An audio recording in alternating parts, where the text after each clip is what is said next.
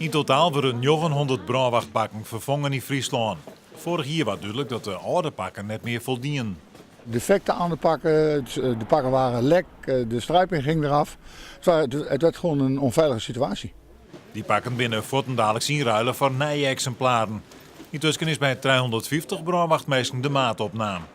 Het nieuwe pak voldoet aan de nijste eersten en gaan we jaren mooi. Ze zijn natuurlijk vlamwerend, waterwerend. De struiping die erop zit, die voldoet aan de nieuwste NEN-normen. Dan hoeven we geen vesten meer te dragen. Op de kwetsbare stukken zoals schouders en knieën en ellebogen, daar zit een extra versteviging. En de kleur van de pakken zijn mooi zwart gebleven.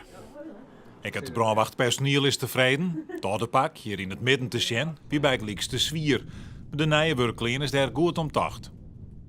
De orenpakken zitten niet wel goed, ja, maar deze zitten een beetje comfortabeler. Ze zijn wat lichter, ze veel wat lichter aan. De bevelvoerders hebben nog een mooie schouderbladden gekregen. Voor hen hebben we jas aan. Dat we hier moeten boosten kwijt. Dus zulke dingen. En dat het warm waar is. Dat kent ik heel erg warm bij. Dat is misschien goed dat we nou ervaren natuurlijk.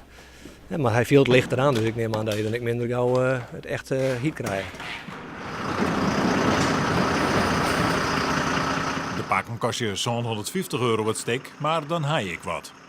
We zijn ook ontzettend blij dat we deze keuze gedaan hebben. Want het voordeel van deze leverancier die maakt maatpakken. Dus die komt gewoon de maat nemen. Dus de Friese brandweer gaat in maatpak de brand blussen.